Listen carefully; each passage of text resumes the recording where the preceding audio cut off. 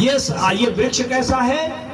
ऊर्ध्वमूल अधः शाखा अस्थस्थम प्राहुरभ्यम छंदांस्य पर्णानि अस्तम वेद स वेदवित्। ये जो संसार रूपी वृक्ष है ये कैसा है?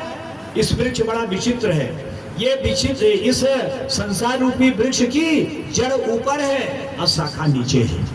अन्य वृक्षों की जड़ नीचे होती है, शाखा ऊपर होती है, पर जो संसार रूपी वृक्ष है इसकी जड़ ऊपर और शाखा नीचे है। और जो है इसमें, इस वृक्ष का आश्रय है प्रकृति।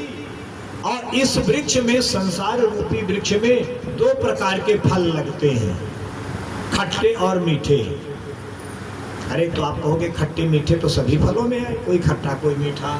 तो बोले, कहते हैं नहीं नहीं नहीं, इसका खट्टा मीठे का अर्थ ये है कि सुख और दुख, इस संसार में जो आया है उसको सुख और दुख मिलेगा ही। कभी सुख मिलेगा, कभी दुख मिलेगा। सुख सुख ही नहीं रहेगा, दुख दुख ही नहीं रहेगा। जिसके जीवन में सुख है तो एक दिन दुख भी आता है, जिसके जीवन में दुख है एक दिन सुख भी आता है। इसमें 2 प्रकार के फल लगते हैं, सुख और दुख। और इनमें 3 जड़ है, ज्यादा जड़ भी नहीं है, इसमें 3 जड़ है, सत्व, रज और तम। कौन? सत्व, रज और तम। जो सत्व को आश्रय लेता है वो ऊर्ध्व लोक को चला जाता है, देवता आदि स्वर्ग आदि को प्राप्त हो जाता है। जो रज रूपी जड़ के रूप में है तो वो ये मनुष्य लोक में, ये मृत लोक में मनुष्य मानव का शरीर प्राप्त हो जाए। और जो तम है, तम वाले जो है कीड़े मकोड़े पशु पक्षी वृक्ष हो जाते हैं। तो ये 3 प्रकार के हैं। और इसमें 4 रस है, 4 प्रकार के इस वृक्ष रूपी, उसमें आपके संसार रूपी वृक्ष में 4 रस है। क्या है?